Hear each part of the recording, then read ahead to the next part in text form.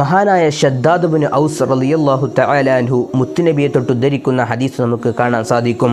സയ്യിദുൽ ഇസ്തിഗ്ഫാർ എന്ന് പറഞ്ഞാൽ അല്ലാഹുമ്മ അൻത റബ്ബി ലാ ഇലാഹ ഇല്ലാ അൻത ഖലഖതനി വഅന അബ്ദുക വഅന അലാ അഹദിക വവഅദിക മസ്തതഅ അല്ലാഹുമ്മ അഊദു ബിക മിൻ ശർരി മാ സനഅതു അബൂഉ ലക ബിനിഅമതിക അലയ്യ വഅബൂഉ ലക ബിദംബി ഫഗ്ഫിർ ലി ഫഇന്നഹു ലാ യഗ്ഫിറു ദുനൂബ ഇല്ലാ അൻത എന്ന ഈ ദിക്റാണ് സയ്യിദുൽ ഇസ്തിഗ്ഫാർ.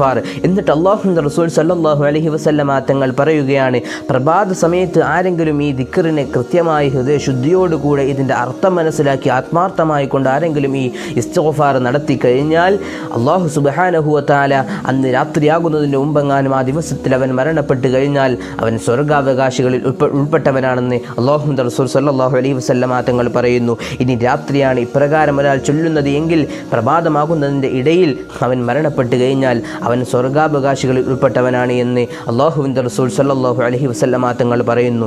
മഹത്വമേറിയ ഒരു ഇസ്തിഗ്ഫാറാണ്, പാപമോചനം തേടുന്നതിനുള്ള വഴിയാണ് ഈ ദിക്റ് എന്ന് നമുക്ക് മനസ്സിലാക്കാൻ സാധിക്കും. എന്നാൽ ഇതിൻ്റെ അർത്ഥം മനസ്സിലാക്കി ചൊല്ലണം. എന്നാൽ ഇതിൻ്റെ അർത്ഥം എന്താണ് എന്നത് ഈ വീഡിയോയുടെ കമൻറ്റ് ബോക്സിൽ രേഖപ്പെടുത്തിയിട്ടുണ്ട്. ഇൻഷാ അല്ലാഹ് അല്ലാഹു സുബ്ഹാനഹു വ തആല നമുക്ക് മനസ്സിലാക്കാൻ തൗഫീഖ് നൽകി അനുഗ്രഹിക്കട്ടെ.